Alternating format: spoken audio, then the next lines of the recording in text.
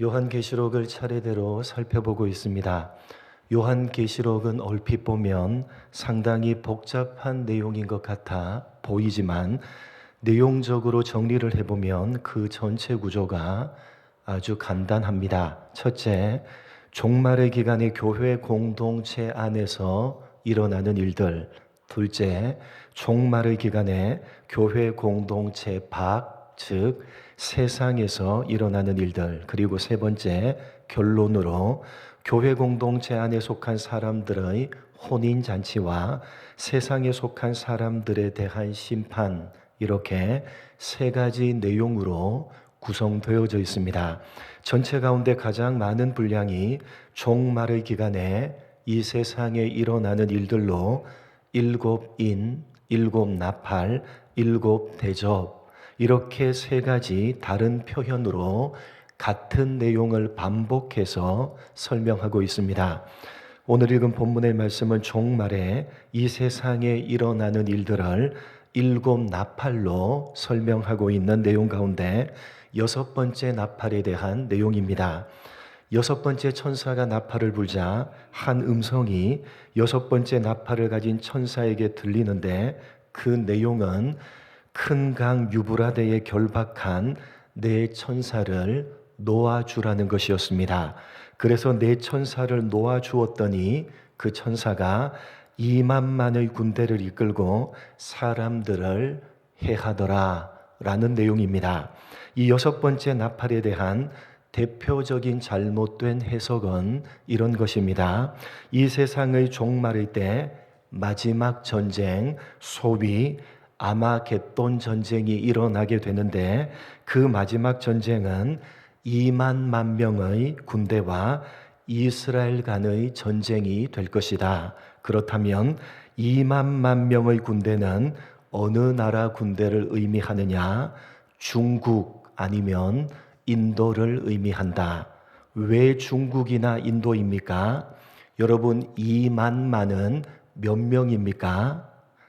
2만만, 2만의 만이니까 2만 곱하기 만 몇 명이죠? 2억 명의 군대를 의미하는 것입니다.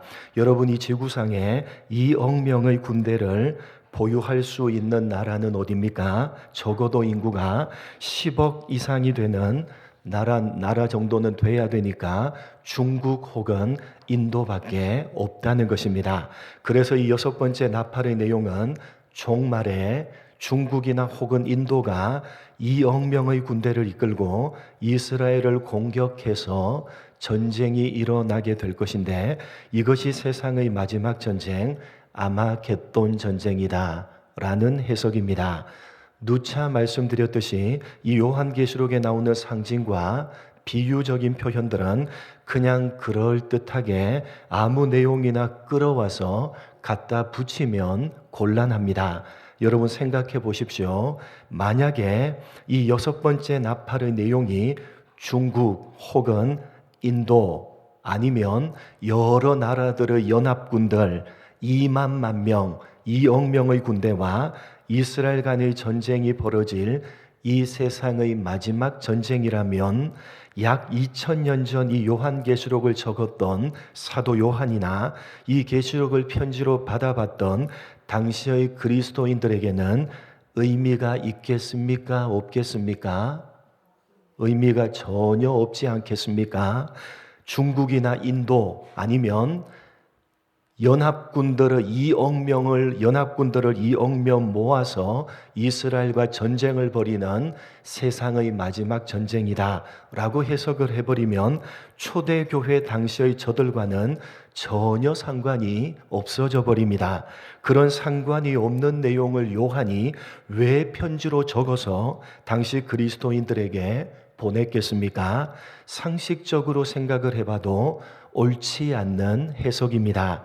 이 요한계시록은 당시 초대교회 성도들에게도 또 지난 2000년의 역사 가운데 살아갔던 그리스도인들에게도 그리고 오늘을 살고 있는 우리들에게도 모두 다 해당되는 내용이고 앞으로 주님이 오시는 그날까지 해당되는 내용입니다.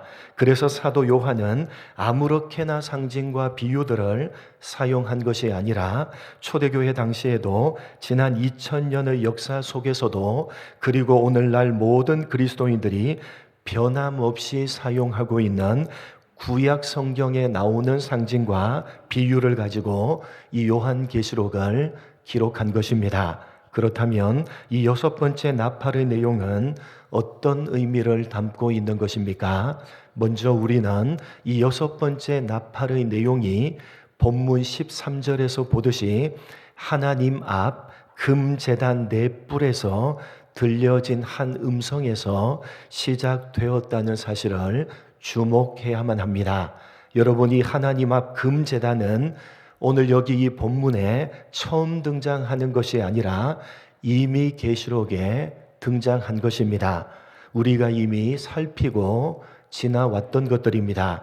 이 금제단이 무엇을 위한 제단인지 생각이 나십니까?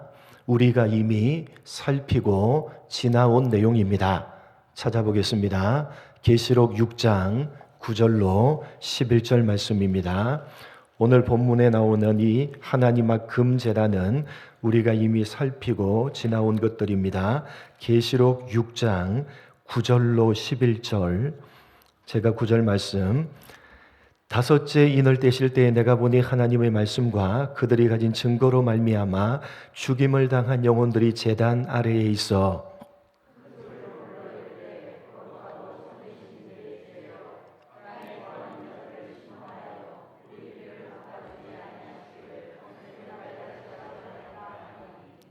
같이 읽겠습니다. 각각 그들에게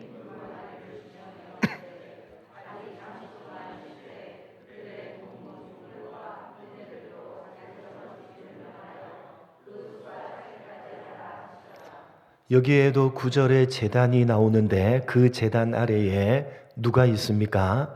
하나님의 말씀과 그들이 가진 증거로 말미암아 죽임을 당한 영혼들, 즉 순교를 당한 영혼들이 하나님 앞에 있는 제단 아래에 있다고 되어져 있습니다.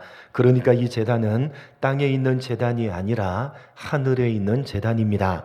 그 하늘 제단 아래에 순교를 당한 영혼들이 무엇이라고 외치고 있습니까? 10절 이하를 보시면 대주제여 땅에 거하는 자들을 심판하여 우리 피를 갚아주지 아니하시기를 어느 때까지 하시려 합니까? 라고 외치고 있습니다. 무슨 말입니까?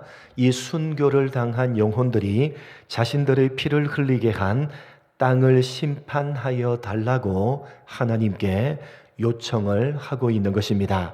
그러니까 이 제단은 땅의 심판과 관련이 있는 제단입니다.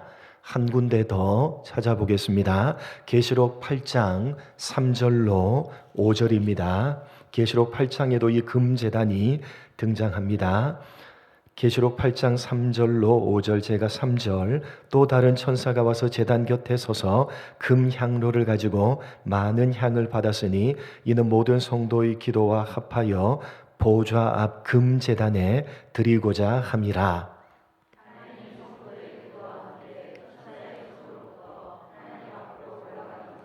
같이 읽겠습니다. 천사가 향로를 가지고 제단의 불을 담아다가 땅에 쏟음에 우레와 음성과 번개와 지진이 나더라. 여기 3절에도 금제단이 등장합니다.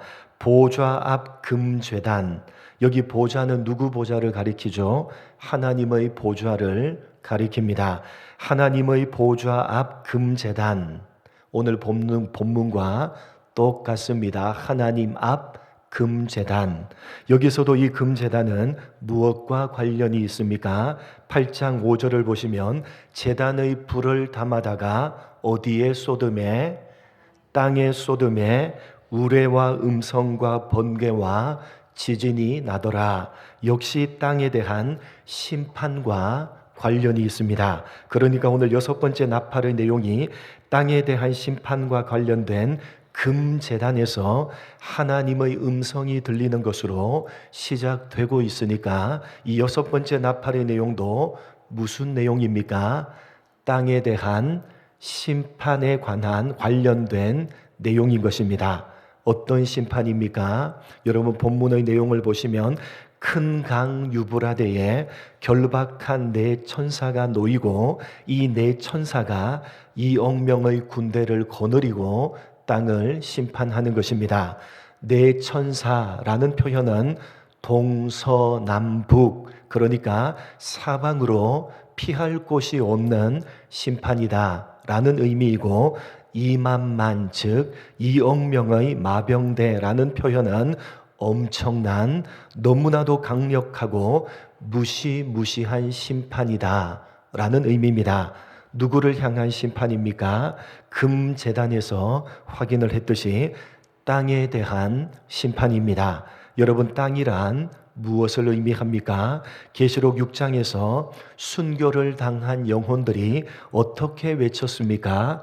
땅에 거하는 자들을 심판하여 우리의 피를 갚아 주십시오 라고 했으니까, 땅은 순교를 당한 영혼들의 피를 흘리게 한 땅에 거하는 자들, 즉 예수를 믿는 사람들 반대편에 있는 자들인 믿지 않는 불신자들을 땅이라고 표현하고 있는 것입니다.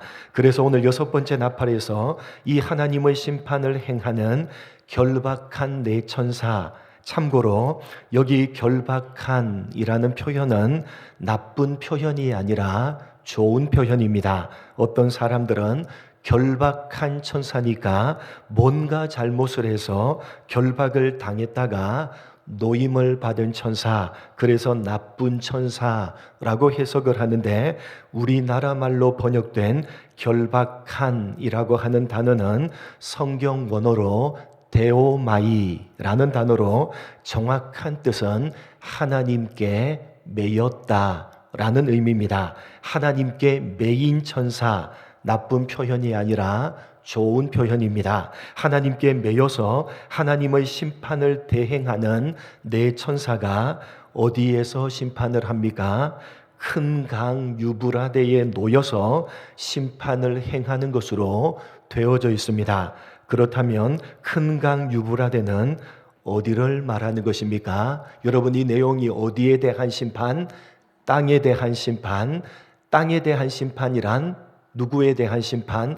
땅에 거하는 예수를 믿는 자들의 반대편에 서 있는 믿지 않는 자들을 가리킨다고 되어져 있습니다. 그래서 여러분, 유브라데라고 하는 표현을 쓰고 있는 것입니다. 이 심판이 유브라데라는 강에서 일어난다 라고 되어져 있는 것입니다. 찾아보겠습니다. 이사야 11장 15절 16절, 왜 유브라데라는 표현을 쓰는지 한번 잘 보십시오. 유브라데, 여러분 11장 15절 16절 두 절 말씀 같이 읽겠습니다. 시작.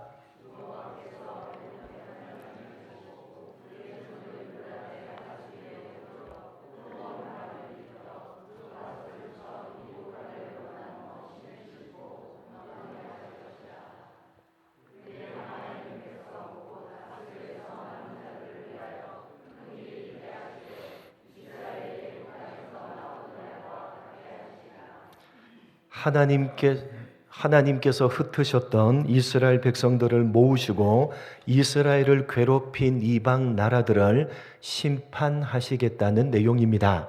그런데 이런 표현을 하십니다. 15절에 여호와께서 애굽 해만을 말리시고 그의 손을 유브라데 하수 위에 흔들어 뜨거운 바람을 일으켜 그 하수를 쳐서 7 갈래로 나누고 신을 신고 건너가게 하실 것이라. 하나님께서 애굽을 심판하신다는 것을 애굽 해만을 말리시는 것으로 표현하고 있고, 아수르를 심판하신다는 것을 유브라데 하수에 뜨거운 바람을 일으켜 7 갈래로 나누는 것으로 표현하고 있습니다. 그러니까 유브라데라고 하는 것은 하나님의 백성들을 괴롭히고 대적하는 나라를 상징하는 표현입니다. 실제적으로 여러분, 이 유브라데 강은 역사적으로 이스라엘을 가장 괴롭혔던 아수르와 바벨론 그리고 페르시아 이런 나라들을 관통하는 강인 것입니다. 그래서 구약 성경에 유브라데 강이라고 하는 표현은 하나님의 백성들을 괴롭히고 대적하는 이방 나라들을 상징하는 표현인 것입니다. 바로 이런 구약적인 내용을 끌어와서 큰 강 유브라데에 하나님의 심판을 대행하는 네 천사가 놓여서 그 유브라데, 즉 하나님의 백성들을 대적하는 자들, 이 땅에 거하는 믿지 않는 자들을 심판하신다 라고 표현하고 있는 것입니다. 근연 월시라는 표현은 하나님이 정하신 때를 말하는 것이고 3분의 1을 죽이신다는 것은 땅에 있는 자들 모두에게 해당되는 심판이 아니라 믿지 않는 자들에게만 해당되는 제한된 심판이다 라는 의미입니다. 그러니까 종합해서 말씀을 드리면 오늘 이 6번째 나팔의 내용은 종말의 기간에 하나님께서 하나님의 백성들을 대적하는 믿지 않는 사람들을 심판하시는데 그 심판은 이만만 너무나도 강력하고 무시무시한 심판이 될 것이다 라는 내용입니다. 여러분, 종말의 기간이 언제입니까? 언제 이런 무시무시한 심판이 땅에 거하는 믿지 않는 자들에게 행해지는 것입니까? 언제? 종말의 기간에. 여러분, 종말이 언제입니까? 이 세상의 마지막 순간이 아니라 성경이 말하는 종말은 예수님께서 승천하시고 난 이후부터 지금까지, 그리고 앞으로 예수님께서 재림하실 때까지, 승천하신 이후로부터 재림하실 때까지 그 전체 기간이 종말입니다. 그 종말의 기간에 하나님께서 믿지 않는 자들을 심판하시는데 그 심판은 너무나도 강력하고 무시무시한 심판이다 라는 의미입니다. 여러분, 좀 이상하지 않습니까?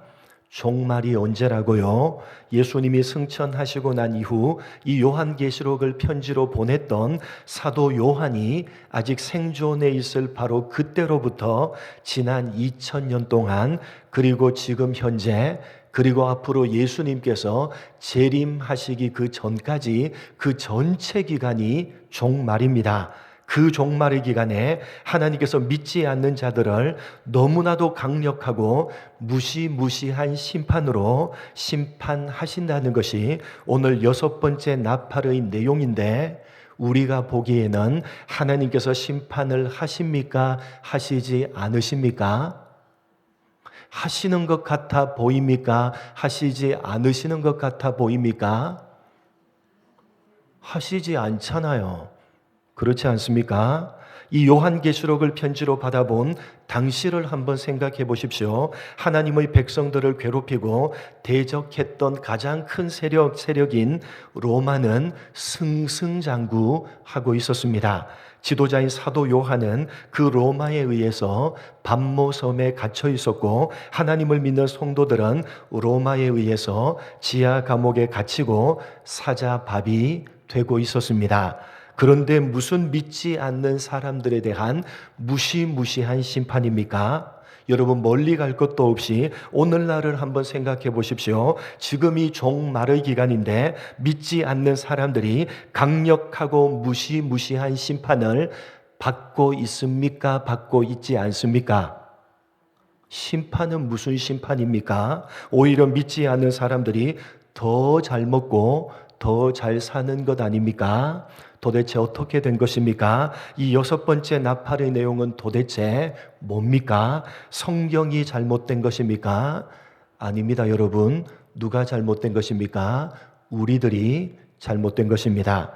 예수님이 승천하신 후 초대교회 때로부터 지금까지 믿지 않는 자들은 심판을 받았습니다.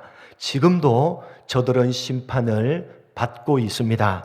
앞으로도 저들은 심판을 받을 것이고, 그리고 마지막 순간에 최종적인 심판이 저들에게 떨어질 것입니다. 그 심판은 오늘 6번째 나팔이 말하고 있듯이 너무나도 강력하고 무시무시한 심판입니다.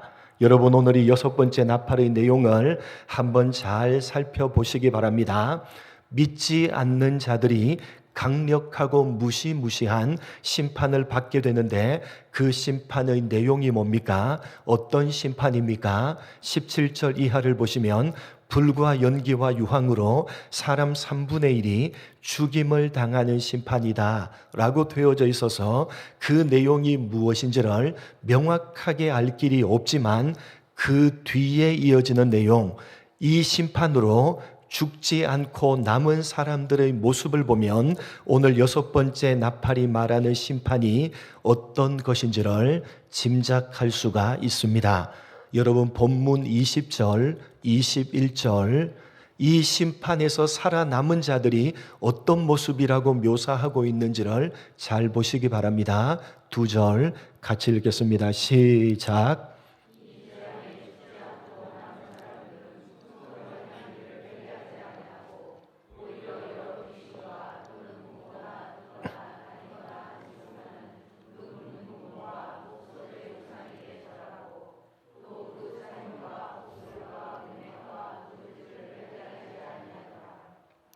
하나님께서 땅에 있는 사람들, 즉 믿지 않는 사람들을 심판하시는데, 그 가운데 3분의 1이 죽임을 당하고 죽지 않고 살아남은 자들이 있습니다. 믿지 않는 자들인데 살아남았습니다. 그런데 그들이 어떤 모습이라고 되어져 있습니까? 회개하지 않고 돌이키지 않고 그대로 살아갑니다. 어떻게요? 여러 귀신과 또는 보거나 듣거나 다니거나 하지 못하는 금, 은, 동과 목석과 우상에게 절하고, 또 살인과 복술과 음행과 도둑질, 즉 자기들이 하고 싶은 대로 하면서 마음대로 살아가는 것입니다. 전혀 회개치를 않는다는 것입니다. 여러분이 6번째 나팔이 말하고 있는 믿지 않는 자들에 대한 너무나도 강력하고 무시무시한 심판이 무엇인지 여러분 짐작이 가십니까? 이해를 돕기 위해서 로마서 1장을 한번 보도록 하겠습니다. 구체적으로 이 심판이 어떤 심판이냐 이해를 돕기 위해서 로마서 1장 21절로 25절 말씀 한번 확인해 보도록 하겠습니다. 제가 21절 먼저 읽겠습니다. 하나님을 알되 하나님을 영화롭게도 아니하며 감사하지도 아니하고 오히려 그 생각이 허망하여지며 미련한 마음이 어두워졌나니, 썩어지지 아니하는 하나님의 영광을 썩어질 사람과 새와 짐승과 기어 다니는 동물 모양의 우상으로 바뀌었느니라.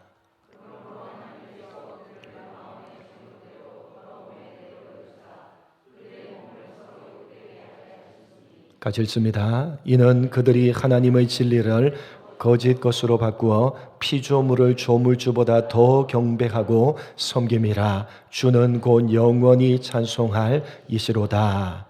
여러분 28절 같이 읽겠습니다. 시작.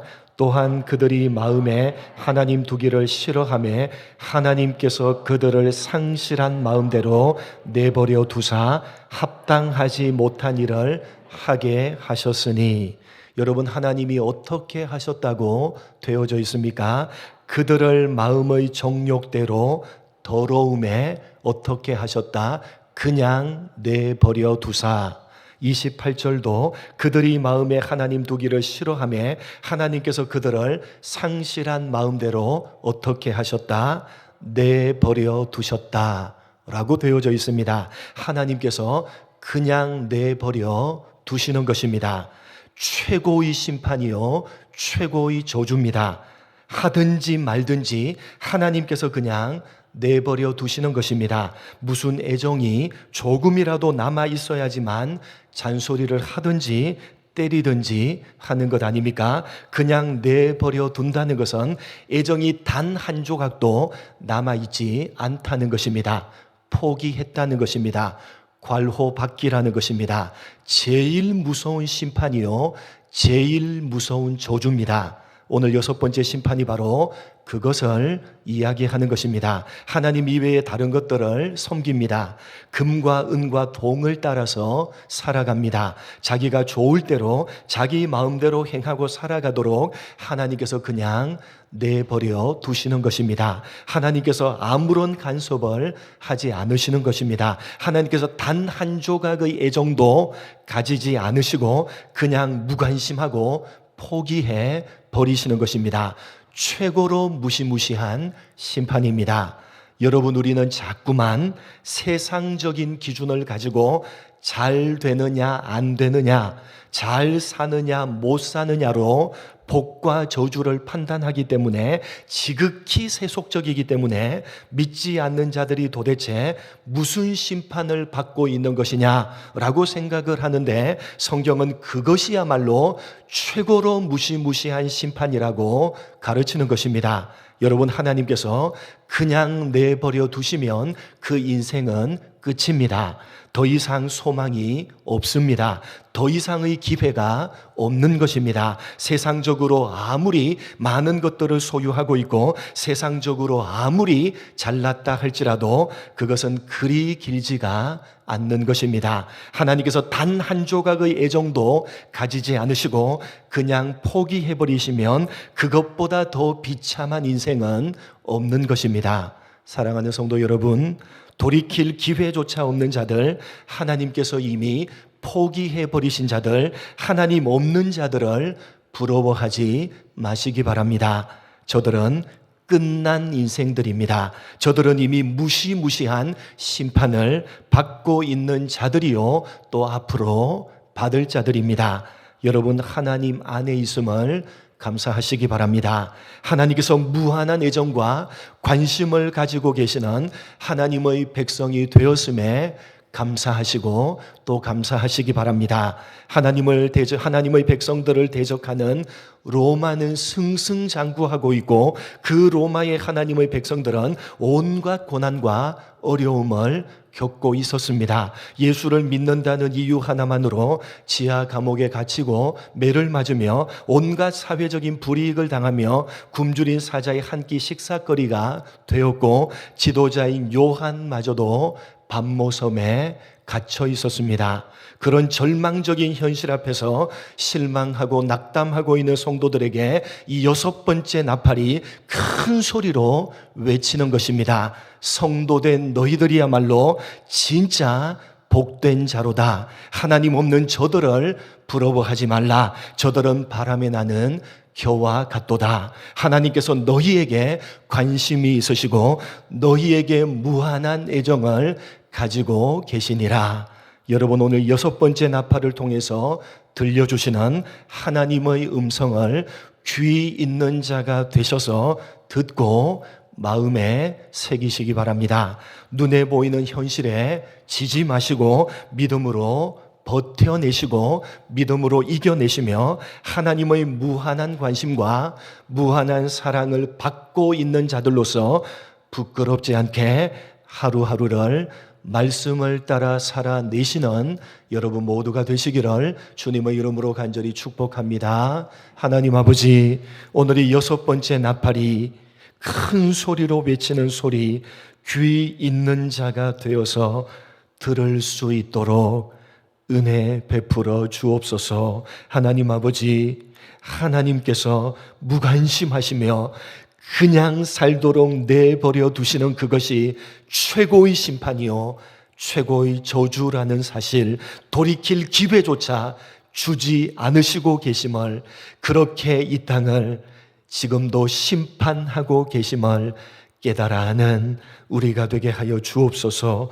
하나님 아버지, 그러나 우리는 무한한 애정을 가지시고 무한한 관심을 가지시고 우리를 인도하시며 간섭하시는 하나님의 백성 되었다는 사실을 가슴에 새길 수 있는 우리 모두가 될 수 있도록 은혜 베풀어 주옵소서. 눈에 보이는 현실에 지지 않게 하시고 악인의 형통을 부러워하지 않게 하시고 믿음으로 이겨내며 믿음으로 버텨내며 하나님의 무한한 관심과 사랑을 받는 자들로 부끄럽지 않게 하루하루를 말씀을 따라 살아내는 우리 모두가 될 수 있도록 복에 복을 더하여 주옵소서. 감사하오며 예수님의 이름으로 기도드립니다.